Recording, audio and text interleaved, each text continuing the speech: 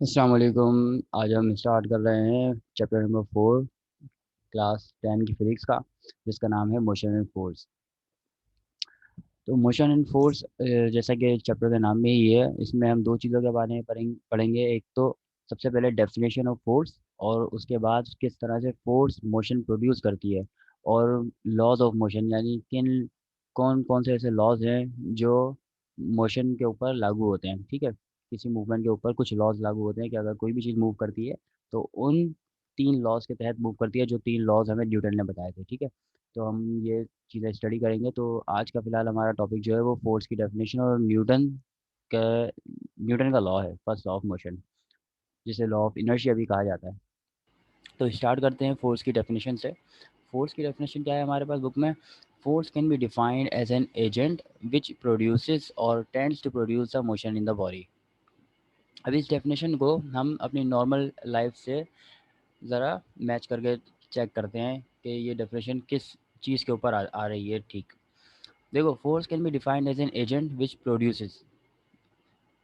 देखो, फोर्स जो है वो एजेंट है जो या तो प्रोड्यूस करे या टेंड्स टू प्रोड्यूस, या प्रोड्यूस करने की कोशिश करे। क्या प्रोड्यूस करने की कोशिश करे? Motion in the body. किसी बॉडी में मोशन प्रोड्यूस करने की या तो कोशिश करे या उस बॉडी में मोशन प्रोड्यूस करे, तो उस एजेंट को हम कहते हैं फोर्स। ठीक है, मिसाल के तौर पे आप किसी कार को पुश करते हो अगर, तो उस कार को जब आप धक्का दोगे गाड़ी मूव करेगी। इसका मतलब आपने गाड़ी के ऊपर क्या चीज़ अप्लाई की? फोर्स अप्लाई की, जिसकी वजह से वो गाड़ी आगे मूव हुई। ठीक है, अब दूसरी एग्जांपल जो जो कि लिखा है यहाँ पे, tends to produce the motion in the body. अगर आप वॉल के अगेंस्ट प्रेस करते हो, ठीक है, यानी आप वॉल को धक्का देते हो, तो जाहिर सी बात है वॉल मूव तो नहीं करेगी, लेकिन आप उसको पुश तो कर रहे हो ना। यानी आप बोल सकते हो कि मैं उसके ऊपर फोर्स तो लगा रहा हूँ लेकिन बॉल आगे मूव नहीं कर रही। तो ये भी जो आप अप्लाई कर रहे हो ये भी फोर्स है, क्योंकि इसका दूसरा पार्ट है ना डेफिनेशन का कि और tends to produce the motion in the body, के मतलब आपने पुश करने की उसे कोशिश की। ठीक है ना, यानी आपने उसको पुश किया, भले वो मूव हुआ या नहीं हुआ। ठीक है ना, तो ये जो पुश है ना, ये असल में फोर्स है। ठीक है ना, यानी ताकत। तो इंग्लिश में इसकी डेफिनेशन क्या है? Force can be defined as an agent which produces और tends to produce the motion in the body. ठीक है ना, और इसका एसआई सिस्टम में जो यूनिट है वो है न्यूटन। आगे बढ़ते हैं, न्यूटन लॉज ऑफ मोशन। अब फोर्स जो है वो लाजमी सी बात है मोशन प्रोड्यूस करती है या मोशन प्रोड्यूस करने की कोशिश करती है, तो इसका बहुत गहरा ताल्लुक है मोशन के साथ। ठीक है ना, तो लॉज ऑफ मोशन हम पढ़ते हैं। और फर्स्ट लॉ ऑफ मोशन जो है वो हमारी नॉर्मल ऑब्जर्वेशन से ही लिया गया है, लेकिन बस ये है कि आम इंसान जिस चीज़ को ऑब्ज़र्व नहीं कर सकता या जिस चीज़ को ऑब्ज़र्व नहीं करता डेली रूटीन में, साइंटिस्ट वगैरह उसे करते हैं। तो न्यूटन ने ये चीज़ ऑब्ज़र्व की सबसे पहले कि every object continues its state of rest और of uniform motion in a straight line. आधा पार्ट है, आधा आधा पार्ट करके समझते हैं इसे। मतलब ये है कि कोई भी ऑब्जेक्ट जो है वो या तो स्ट्रेट पाथ, अगर स्ट्रेट पाथ पर सफ़र कर रही है ना, तो वो ताहयात उसी स्ट्रेट पाथ के ऊपर सफ़र करती रहेगी। या अगर कोई चीज़ आपके सामने टेबल पर रखी हुई है तो वो ताहयात उसी टेबल पे रखी रहेगी।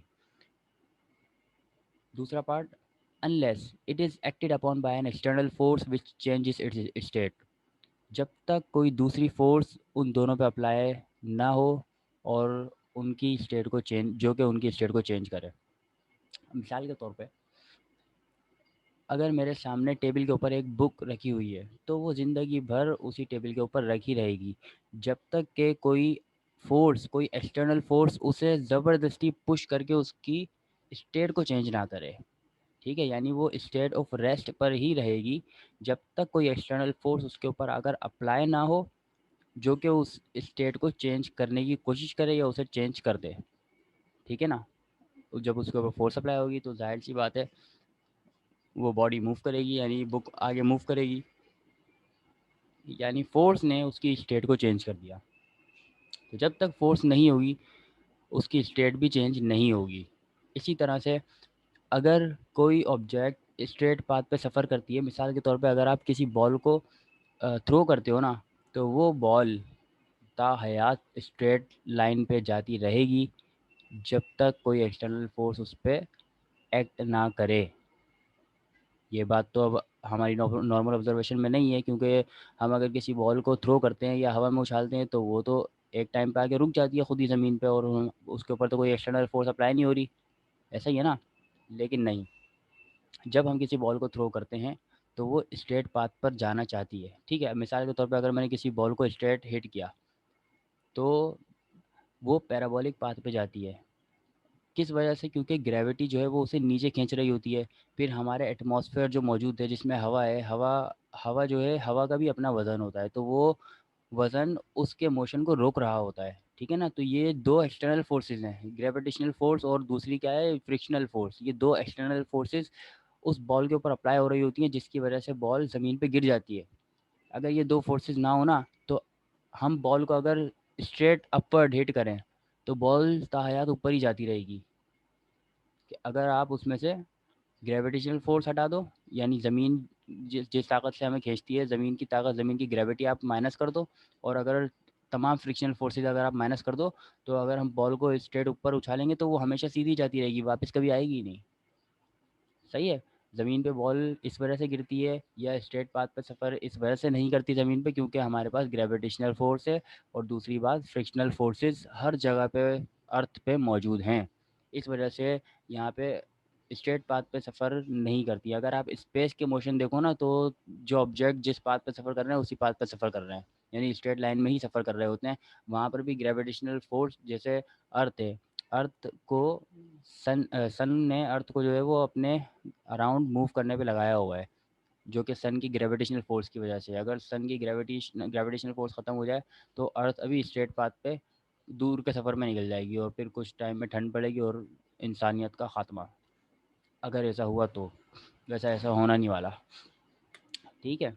तो ये थी डेफिनेशन कि every object continues its state of rest और of uniform motion in a straight line unless it is acted upon by an external force which changes its state. Short form में अगर इसे बोलें तो हर चीज़ जो है वो अपनी स्टेट को बरकरार रखती है जब तक कोई एक्सटर्नल फोर्स अप्लाई होकर उस स्टेट को चेंज ना कर दे। ठीक है। एग्जाम्पल देखते हैं। A book lying on a table can not be change its state of rest. ठीक है, और ऑफ यूनिफॉर्म मोशन नहीं, क्योंकि यूनिफॉर्म मोशन उसमें आएगा कहाँ से, स्टेट ऑफ रेस्ट। जैसे बुक अगर टेबल पे पड़ी हुई है तो वो स्टेट ऑफ रेस्ट पर ही है, और वो ताहयात उसी में रहेगी जब तक आप उसको टच करके उसकी स्टेट को चेंज ना करो। ठीक है। दूसरी एग्जांपल है, planets in space are in state of uniform motion by the day of their creation. जब से हमारे अर्थ बनी है, ये अपना मून बना है, सूरज बना है, उस दिन से, यानी अपने डे ऑफ क्रिएशन से, जिस पाथ पे वो सफ़र कर रहे हैं आज भी उसी पाथ पे सफ़र कर रहे हैं। अर्थ के गिर्द मून घूमता है और सन के गिर्द अर्थ घूमती है। ये तमाम मोशन जो हैं ये इसी वजह से हैं कि तमाम ऑब्जेक्ट जो हैं वो स्ट्रेट पाथ पे सफ़र करते हैं। ठीक है। अब मून सर्कुलर पाथ पे सफ़र क्यों करता है, इसकी तो एक एग्जांपल यहाँ पर भी आ गई। जैसे ये स्पेस क्राफ्ट है, स्ट्रेट जा रहा है। ठीक है। स्पेस क्राफ्ट का आपको पाथ नज़र आ रहा है, ये स्ट्रेट जा रहा था, लेकिन अर्थ की ग्रेविटी की वजह से ये यूँ कर्व हो गया। सही है। अब जो मून है, मून के साथ भी यही होता है कि मून जो है वो स्ट्रेट जाना चाहता है, लेकिन अर्थ की ग्रेविटी उसे अपने अराउंड घूमने पे मजबूर करती है, तो वो ज़िंदगी भर उसके अराउंड ही घूमता रहता है। सही है। तो एक्सटर्नल फोर्स उसकी स्टेट को चेंज करके उसको कर्व पाथ पे लगाए हुई है। तो ये एग्जाम्पल नंबर 2 है। अब इसी से है ना हमारे पास इनर्शिया निकलता है। फर्स्ट लॉ ऑफ मोशन के का ही ये पार्ट है इनर्शिया। इनर्शिया बेसिकली है क्या, the opposing property of matter when some force tends to change its state is called inertia, या फिर the inability of matter to change its state is called inertia.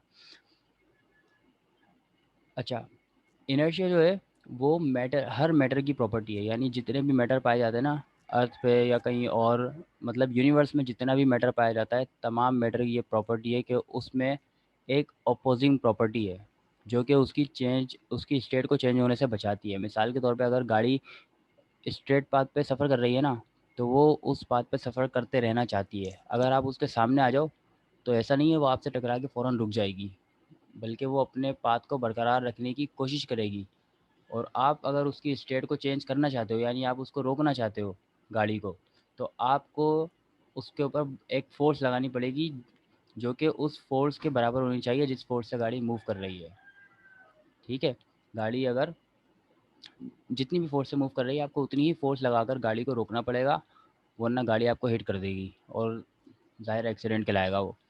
ठीक है, या फिर अगर कोई बुक टेबल पे रखी हुई है तो उसको मूव करने के लिए अगर हम हल्की हल्की फोर्स लगाना शुरू करें तो हम देखेंगे कि वो हल्की फोर्स से मूव नहीं होती, यानी एक ख़ास फोर्स उसके ऊपर लगानी पड़ेगी जो फोर्स उसको मूव करवाएगी, वरना हल्की हल्की फोर्स से कुछ नहीं होने वाला। गाड़ी को भी स्टार्ट करने के, गाड़ी को भी जब हम, जैसे गाड़ी ख़राब हो जाती है उसको धक्का लगाते हैं तो हम स्टार्ट में जब फोर्स लगाते हैं तो वो हमारी फोर्स उसे मूव नहीं करवा रही होती, यानी हमें कुछ एक लिमिटेड उसके ऊपर थ्रेशोल्ड अमाउंट ऑफ पावर लगानी पड़ती है, यानी एक उसकी कम से कम फोर्स उसको चाहिए होती है जो उस स्टेट को चेंज करने के लिए काफ़ी हो।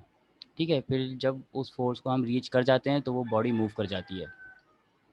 तो ये जो कम से कम ये जो फोर्स है, मिसाल के तौर पे ये जो अपोजिंग प्रॉपर्टी है मैटर की, कि जिसकी वजह से वो अपनी स्टेट को चेंज नहीं कर सकता, कोई भी मैटर अपनी स्टेट को चेंज नहीं करना चाहता। अगर आप अभी आप मिसाल के तौर पे अगर आप बैठ कर ये वीडियो देख रहे हो, आपको कोई अचानक से आके धक्का दे तो आप हिल जाओगे, मतलब आपको एक जर्क लगेगा, जिसे हम कहते हैं धक्का लगेगा। मिसाल के तौर पे मैं इससे समझाता हूँ कि हम जैसे गाड़ी में सफ़र कर रहे होते हैं, अगर बस स्ट्रेट चल रही है, कोई मसला नहीं है, जब अचानक से ब्रेक लगता है तो हमें एक झटका लगता है और हम आगे की तरफ मूव कर जाते हैं। ये इनर्शिया की बेस्ट एग्जांपल है। अब हम आगे मूव क्यों करते हैं? क्योंकि हमारी जो बॉडी होती है वो आगे मूव कर रही होती है, और जब बस का ब्रेक लगता है तो हमारा लोअर बॉडी पार्ट जो होता है वो बस के साथ चिपका हुआ होता है, यानी वो बस के साथ ही रुक जाता है, और जबकि हमारी बॉडी वो आगे मूव करते रहना चाहती है, इस वजह से हमारी अपर बॉडी आगे मूव कर जाती है। ठीक है, ये है मैटर की प्रॉपर्टी के, मैटर अगर मूव कर रहा है तो वो चाहता है कि वो मूव करता रहे, अगर आप ब्रेक लगाओगे तो भी वो मूव करता रहेगा। सही है, एक टाइम पे आके रुकता है फिर, मतलब एक थ्रेशोल्ड जब उस पर अमाउंट लग जाती है तो उसके बाद वो रुक जाता है। जो कि हमने पढ़ा है कि एक एक्सटर्नल फोर्स जब तक नहीं होती वो नहीं रुकता, जब एक्सटर्नल फोर्स अप्लाई हो गई यानी ब्रेक लग गया तो फिर वो बॉडी रुक जाएगी। ठीक है, तो ये है इनर्शिया, कि कोई भी मैटर अपनी स्टेट को चेंज नहीं करना चाहता। सही है, ये या फिर the inability of matter to change its state is called inertia, या हम यूँ पढ़ सकते हैं the opposing property of matter, यानी मैटर की ये अपोज करने की जो प्रॉपर्टी है, जब उसके ऊपर कोई force, when some force tends to change its state, जब कोई फोर्स उसकी स्टेट को चेंज करना चाहती है तो उसकी जो अपोजिंग प्रॉपर्टी है वो इनर्शिया कहलाती है। सही है। अच्छा, अब इनर्शिया किस बॉडी में ज़्यादा होता है, किस में कम होता है, ये कैसे पता चलेगा? देखो, mass is the direct measure of inertia. Greater the mass greater would be the inertia, lesser the mass lesser would be inertia. मिसाल के तौर पे, नहीं, इसका मतलब क्या है? जितना ज़्यादा मास होगा इनर्शिया भी उतना ही ज़्यादा होगा, जितना कम मास होगा इनर्शिया भी उतना ही कम होगा। अब मास सबसे ज़्यादा किस में होगा, कार में या फिर ट्रक में? ऑब्वियस सी बात है, ट्रक में। अगर एक ट्रक हल्की स्पीड पर ही आपकी तरफ आ रहा है, बहुत हल्की स्पीड है, और उसी स्पीड पे आपके पास एक बच्चा साइकिल चलाता हुआ आ रहा है, हम बच्चे को आराम से रोक सकते हैं या ट्रक को?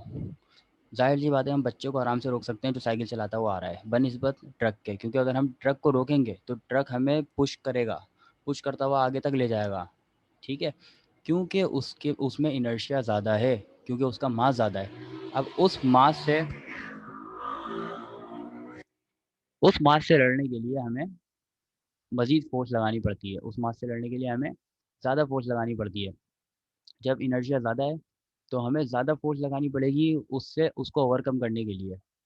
ठीक है, तो ट्रक वाले केस में हमें ज़्यादा बंदे चाहिए होंगे, या फिर बंदे तो नहीं, खैर कुछ और, ब्रेकिंग फोर्स जो होगी वो ज़्यादा लगेगी, यानी ब्रेक में जो पावर लगती है वो ज़्यादा लगेगी। और जब साइकिल उसी स्पीड पे आ रही हो तो उसको कम ब्रेकिंग पावर में भी वो स्टॉप हो जाएगी साइकिल। ठीक है, तो इनर्शिया जो है वो उम्मीद है समझ आया होगा। सिंपल, ये एक अपोजिंग प्रॉपर्टी है, कि हर मैटर की अपोजिंग प्रॉपर्टी है। जब कोई चेंज करने की कोशिश करता है ना स्टेट को, जब मैटर की स्टेट को चेंज करने की कोशिश की जाती है तो मैटर हमेशा उसके ऊपर अपोजिंग फोर्स लगाता है। ठीक है। अब उसकी जो अपोज करने की जो खासियत है ना, ये खासियत इनर्शिया कहलाती है। सही है। एक एक्सपेरिमेंट करके समझाते हैं, एक्सपेरिमेंट कर लेते हैं। Suppose you start pushing a car which is initially at rest towards your friend. अब देखो, आप जो है ना, ये लेफ्ट पर आप हो और राइट पर आपका फ्रेंड है। आपने कार को मूव करने की कोशिश की। कार सबसे पहले कार रेस्ट पर है, ठीक है। अब जब कार रेस्ट पर है तो आपको इसको मूव करने के लिए सर्टेन अमाउंट ऑफ फोर्स लगानी पड़ेगी, यानी आपको इसकी स्टेट को चेंज करना पड़ेगा। और जब भी हम स्टेट को चेंज करते हैं हमें इनर्शिया से फाइट करना पड़ता है, क्योंकि इनर्शिया एक्ट करेगा। सही है। इसका इनर्शिया चाहता है, कार का इनर्शिया ये चाहता है कि कार रेस्ट पर ही रहे, लेकिन अगर आपको मूव करवाना है तो आपको उसके इनर्शियल फोर्स से ज़्यादा फोर्स लगानी पड़ेगी। जब वो फोर्स आप लगा दोगे तो ये कार मूव कर जाएगी, ठीक है। ये कार मूव करके आपके फ्रेंड की तरफ जाएगी। अब आपका फ्रेंड खड़ा है, आपके फ्रेंड के लिए ये जो कार है ये मोशन में है, स्टेट ऑफ मोशन में है, ठीक है। अगर आपके फ्रेंड को ये कार रोकनी है तो अब इस कार की जो इनर्शियल फोर्स है, यानी इसका अब जो है ना, कार का इनर्शिया ये चाहता है कि कार मूव करती रहे। सही है। जब पहले कार रेस्ट पर थी, आप इससे मूव करना चाहते थे, तो उस वक्त इनर्शिया क्या चाहता था कि कार रेस्ट पर ही रहे, लेकिन आपने फोर्स लगाकर उसके इनर्शिया से फाइट करके कार को मोशन में लेके आ गए आप। अब कार मोशन में जब आ गई तो कार का इनर्शिया ये चाहता है कि कार मोशन में ही रहे, लेकिन अगर आप इस मोशन को रोकना चाहते हो आपको फिर इस इनर्शिया से लड़ना पड़ेगा, ठीक है। तो आपके फ्रेंड को इस इनर्शियल फोर्स से ज़्यादा फोर्स लगानी पड़ेगी, ठीक है। तो जब आपका फ्रेंड इस इनर्शियल फोर्स से भी ज़्यादा फोर्स इसके ऊपर लगाएगा उसके बाद ये कार स्टॉप हो जाएगी, ठीक है ना। तो ये एक्सपेरिमेंट इनर्शिया को कम्प्लीटली डिस्क्राइब कर देता है कि इनर्शिया किस तरह से काम कर रहा है।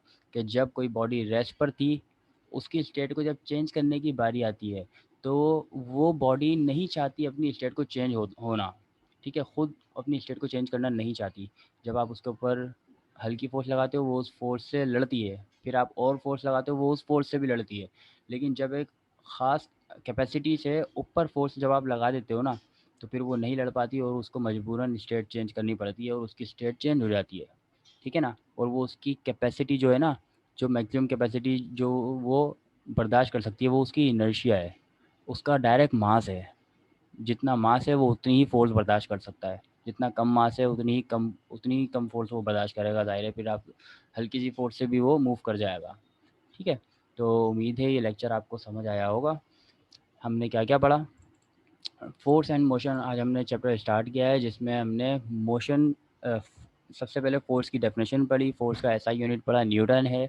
उसके बाद हमने Newton's laws of motion start किए हैं। आज हमने पढ़ा है सिर्फ फर्स्ट लॉ, हम सेकंड और थर्ड लॉ भी पढ़ेंगे। लेकिन आज के लिए इतना ही, नेक्स्ट वीडियो में मिलते हैं, जब तक के लिए अल्लाह हाफिज़।